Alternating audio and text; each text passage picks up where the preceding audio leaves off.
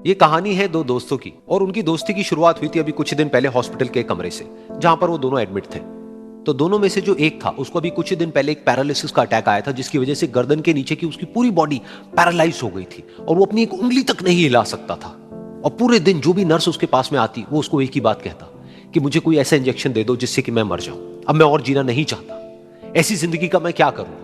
तो उसका जो दोस्त था उस कमरे में, क्योंकि वो चल फिर सकता था, तो रोज सुबह और रोज शाम को उस कमरे में खिड़की थी, उसके पास में जाकर के खड़ा हो जाता और अपने दोस्त को बताता कि उस खिड़की के बाहर क्या चल रहा है।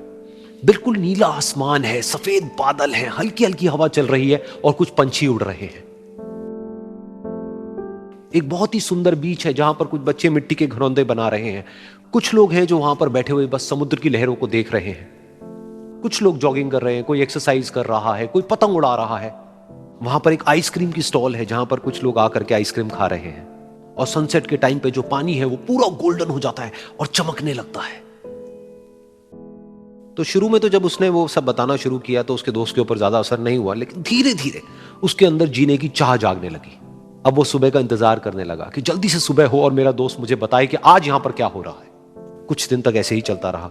फिर एक दिन जब वो सुबह उठा तो उसने देखा कि सामने वाला बेड खाली है।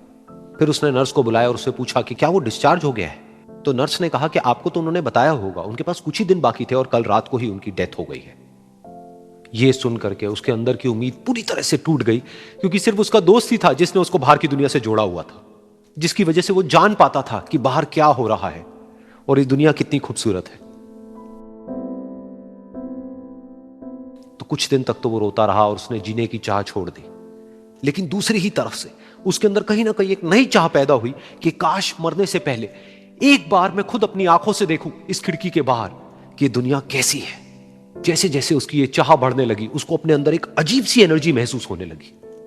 और फिर एक दिन उसने अपनी पूरी ताकत लगा दी और किसी तरीके से वो बेड से नीचे गिरा और पकड़ पकड़ करके किसी तरह से उस खिड़की तक पहुंचा। फिर उस खिड़की को पकड़ करके वो खड़ा हुआ और खिड़की के बाहर देख लिया। लेकिन खिड़की के बाहर देखते ही वो गुस्से से भर गया। उसने जोर से नर्स को आवाज लगाई और जैसे ही नर्स आई उसने नर्स से पूछा, ये तुमने क्या किया, ये खिड़की के बाहर काली दीवार क्यों खड़ी कर दी। तो नर्स को समझ नहीं आया वो क्या बोल रहा है और वो बोली कि मुझे 5 साल हो गए हैं यहां पर, जब से मैं आई हूं तब से तो ये काली दीवार यहां पर है। तब जाकर के उसको समझ आया कि उसका वो दोस्त उससे झूठ बोल रहा था। और उसने नर्स से पूछा, अगर ये काली दीवार पिछले 5 साल से यहां पर है तो मेरे दोस्त ने मुझसे झूठ क्यों कहा।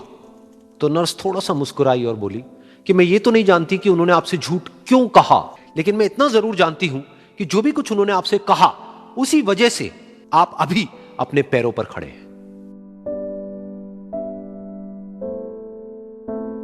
तो इस कहानी से हमको यह सीखने को मिलता है कि जो हमारे शब्द हैं, जो हमारे वर्ड्स हैं, जो हम अपने मुंह से बाहर निकालते हैं, उसमें इतनी पावर है जिसकी कोई हद नहीं है। वो किसी आदमी को गिरा भी सकते हैं और उसको उठा भी सकते हैं।